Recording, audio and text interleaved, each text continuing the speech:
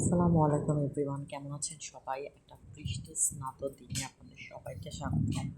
তো আজকে সকালে উঠে আমি পেঁয়াজ কেটে ভাবলাম একটু পোলাও আর হচ্ছে একটু আহ, ডিম ভুনা করবো। সো যেই কথা সেই কাজ, করতে হলে তো রান্না করতেই হবে। আমি এখানে তেল নিয়ে যাচ্ছি, চুলায় হাঁড়ি বসিয়ে দিয়েছি, ডিম সেদ্ধ দিয়ে দিয়েছি, এটার মধ্যে আমি পোলাও করবো। আর পেঁয়াজটা তো দেখলাম শুরুতে কেটে নিলাম। সো এটাই আসলে আহ, আমার যেহেতু ফিল্ম করার জন্য কোনো স্ট্যান্ড নেই, সো এভাবে করে আসলে আমাকে ফিল্ম করতে হয় একটু কষ্ট করে।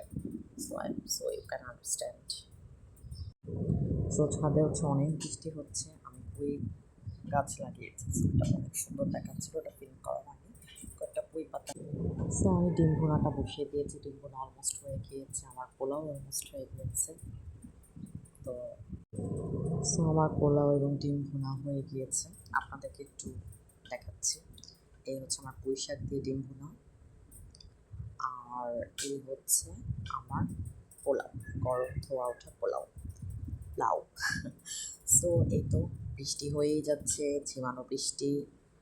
সো এখন খাবো ইচ্ছা, সো ফাইনালি এখন খাবো।